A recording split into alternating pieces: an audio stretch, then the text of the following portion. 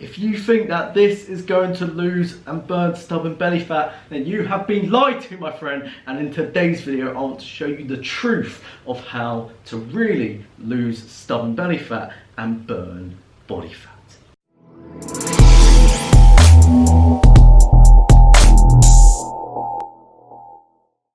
Crew members, welcome back to the channel, my friends. How are you doing today? If it's your first time here on this channel, then make sure you subscribe to the channel and turn on post notifications, because if you're new to body training calisthenics and want to unleash your body's infinite potential, then you've come to the right place, my friend. So make sure you hit that button and turn on that bell so you don't miss a single video. Right, so when it comes to losing and shredding off belly fat and body fat, obviously I'm very passionate about this type of topic, because when I started my fitness journey, three and a half years ago, I tried it all. My friend. I thought, as most people thought, I was like, cardio. Gotta do more cardio to burn more fat. If I want more abs, I've got to do more ab workouts. So it's literally cardio, ab workouts, abs, cardio. But the fat was not melting off my midsection. And so, after months of frustration and, almost breaking my back with all the sit-ups I was doing, I came to the most startling realization of how fat loss actually occurs. Do you know the best exercise to lose fat, my friend? Do you know the best way to burn belly fat? Go on, tell me.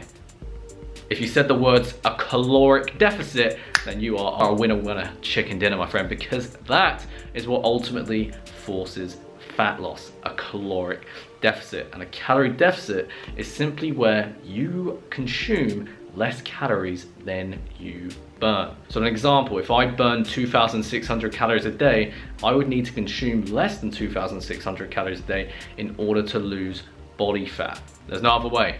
That is the only way you're gonna lose fat, my friend. Because when you consume less calories than you burn, what happens is that your body then has to go to your fat stores as energy. And when your body uses your fat stores as energy, that is how you are able to lose body fat over time. Again, that's literally the only way fat loss occurs, my friend. And I actually explain this in one of my free ebooks, which you can download down in the description below, which is the free beginner calisthenics step-by-step guide. So now you may be watching this video and be like, Jake, that's great, but how do I actually lose the fat myself?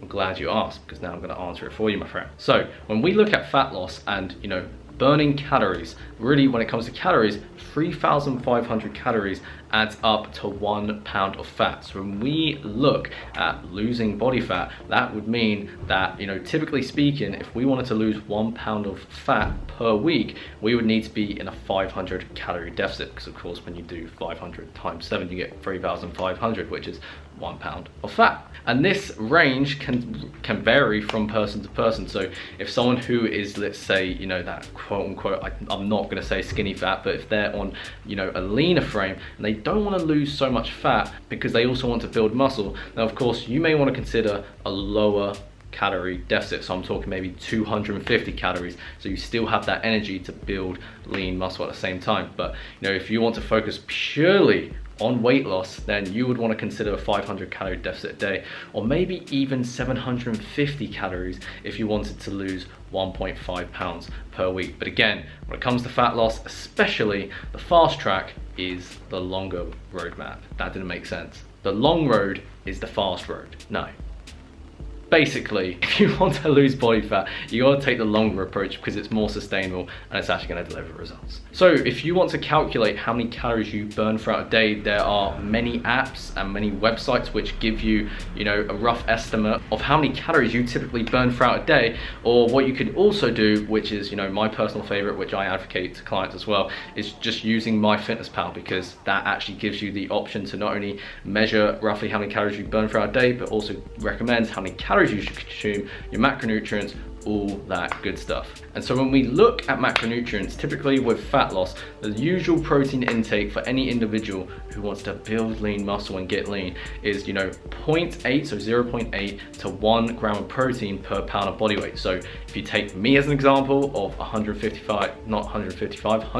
pounds, then obviously if I wanted to lose body fat, purely to lose body fat and lose weight, then I would want to consume 120 to 150 grams of protein protein per day. And then in terms of fat intake, typically I usually, recommend 20 to 30% of your calorie intake, and then you fill the rest of your calories with carbohydrates. And if you are unsure in regards to nutrition, what to eat, how to eat, literally all the questions you could possibly think of with nutrition, I'll leave a video right up here for you to check out so that you can, gain the most out of your nutrition plan to shred off as much body fat as you would like. Now, with all that covered, let me debunk the biggest myth, which again, as I highlighted, I fell for, is, some of you may be thinking, Jake, I've been told if I want to lose body fat, I've got to do cardio, which, of course, you've got to understand, my friend, that the biggest difference between cardio and fat loss is, with cardio burns calories, but with a caloric deficit burns fat. Burning calories, burning fat. Big difference, because at the end of the day, you can do all the cardio you want to burn calories, but if you aren't actually in a calorie deficit, you'll never lose body fat. Now, yes, cardio can be a tool to help you expend more energy, so you can create that calorie deficit that will then force your body to lose fat, but it's not exactly necessary. And by all means, I would not want you to do cardio just for the sake of burning calories. Like, please, my friend, if you want to do cardio, do it in a way in which, you enjoy it, right? Because, I had one client as an example who lost over 20 kilograms, and I did not assign him any cardio whatsoever. All he did was bodyweight workouts and long walks outside of his working hours, because it helped him free his mind. And that's what he wanted to do.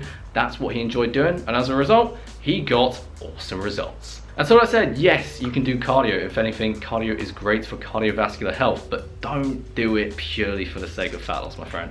Do it, it's best to actually do cardio if you want to do it as a hobby, something you enjoy doing like sports or whatever, or just typically, man, it's not exactly necessary. Don't sweat the small stuff, because if you do too much cardio, too much strength training, everything just packs up and you will burn out exactly as I did. And I don't want that to be happening to you. And don't get me started on ab workouts, man.